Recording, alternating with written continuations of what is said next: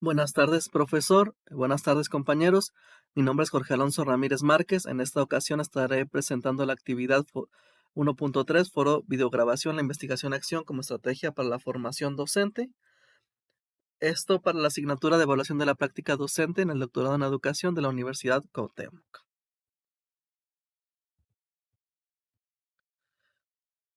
Como introducción, bueno, este trabajo está realizado como actividad 3 de la unidad número 1 de la asignatura Evaluación de la práctica docente y consiste principalmente este trabajo en realizar un video presentación de la metodología investigación-acción.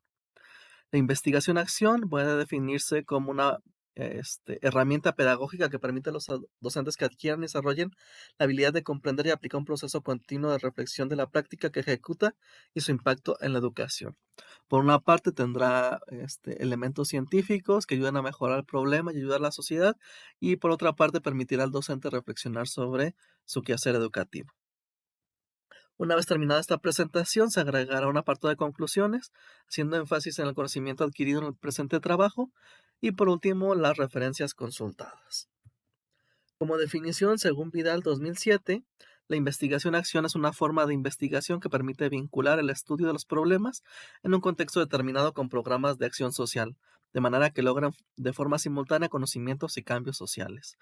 Esta definición está abierta de forma general y no únicamente se aplica a la docencia o a la educación.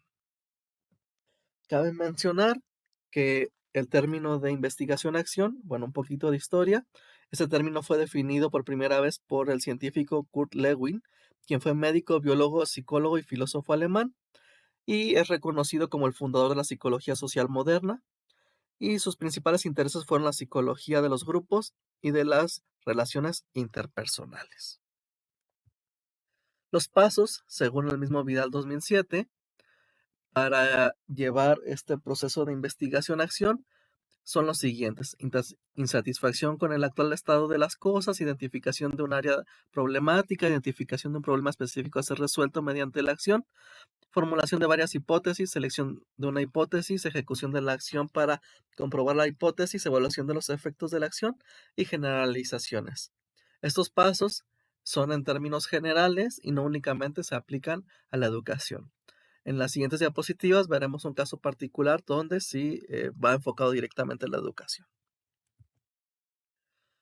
Según Martínez 2000, los objetivos de la investigación-acción, ahora sí aplicado a la educación, es formar y desarrollar un docente reflexivo en la acción y en la cotidianeidad del aula de clases. Es decir, que el docente esté en constante capacitación y mejora, pero también que sea capaz de reflexionar sobre lo que está haciendo dentro del aula. Lo siguiente es vincular la teoría y la práctica del docente con el fin de buscar soluciones a problemas educativos. Bueno, una de las ventajas de esta metodología es que no solo es reflexionar, sino también la búsqueda de resolver algún problema. El siguiente punto es reducir el espacio entre quienes lo producen el conocimiento y aquellos que lo aplican. Es decir, que la parte de las mejoras educativas no solo sean producidas por científicos alejados del aula, sino que eh, la experiencia docente sea recabada para que se puedan realizar las mejoras. El siguiente punto es promover al docente como sujeto y objeto de la producción de conocimiento práctico derivado de sus experiencias en el aula, es decir, lo que decíamos en el punto anterior, que toda esa experiencia que el docente tiene impartiendo clases, bueno, sea base para la mejora educativa. Y lo siguiente es promover una imagen del docente más compenetrada con su realidad y su práctica, es decir, que la parte teórica, real y práctica se conjunten en un punto para poder mejorar las condiciones educativas. Según el mismo Martínez 2000, las etapas del proceso de la investigación en el aula son 9 puntos. El primer punto que podemos ver aquí es el diseño general del proyecto.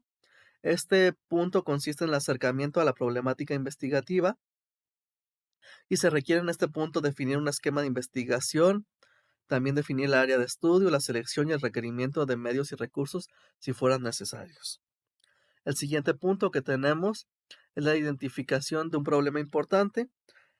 Existen varios problemas evidentemente en la educación, pero este problema deberá ser el que el docente desea enfrentar y solucionar. y este problema puede ir relacionado a la institución, los valores o la sociedad en la que se encuentra. El tercer punto es el análisis del problema. En este punto se deberá indicar la percepción que se tiene del problema, cuestionarse la representación del problema y, si es necesario, replantearse el problema. El punto 4 consiste en la formulación de hipótesis, es decir, establecer la mejor hipótesis que tiene más probabilidades de explicar y solucionar el problema.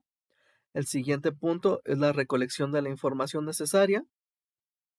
Evidentemente, dentro de las ciencias sociales hay varios instrumentos para la recolección de información, entre los que podríamos citar dentro del aula, podrían ser las notas de clase, la grabación de audio, la grabación de video, cuestionario o una observación participativa. Mm, La siguiente punto es categorización de la información, es decir, ordenar y colocar por categorías la información que hemos obtenido del punto anterior. El siguiente punto es la estructuración de las categorías. En este punto se debe integrar las categorías a una red de relaciones que sean creíbles, es decir, una vez que tenemos las categorías, cómo se relacionan cada una de esas categorías para la solución del problema. El siguiente punto, que podría ser un poco más complicado, es el diseño y ejecución del plan de acción. En este se tienen que poner una secuencia lógica de pasos que nos indiquen qué es lo que vamos a realizar para resolver el problema. Eh, este tipo de secuencia deberían responder las preguntas cuándo, cómo y dónde se emplearán los pasos, así como los pros y contras de cada uno de los pasos que nosotros deseemos implementar. Y por último, la evaluación de la acción ejecutada, estableciendo si las acciones ejecutadas que se realizaron resolvieron el problema planteado. Con esto concluiríamos los procesos o las etapas del proceso de la investigación-acción en el aula. Como conclusiones finales, la investigación-acción permite al docente investigador realizar divulgaciones, publicaciones o informes de trabajo científico que ayuden al mejoramiento de la educación y de la sociedad. Por una parte está el elemento científico que se propone y otra parte que va muy ligado es la mejora del profesor. También puede ser como una parte de la resolución del problema, la otra parte de carácter científico y por último, la capacitación o mejora del profesor. Como menciona aquí, dichos aportes deben poseer carácter riguroso, sistemático y crítico del conocimiento. Otra conclusión de la investigación-acción es que puede emplearse como una herramienta que guía los puntos de vista, la toma de decisiones y las actuaciones de los participantes, lo que contribuye a la formación de docentes más críticos y reflexivos. Es el punto que ya se mencionaba. El docente tiene que ser un ente en constante movimiento, adaptación y mejora, y que permita reflexionar acerca de su quehacer docente. Y como último beneficio, le permite reflexionar al docente sobre su propia práctica, introduciendo una serie de cambios con el fin de mejorarlo. De mi parte sería todo. Dejo aquí las referencias utilizadas y de mi parte es todo. Que tengan buena tarde.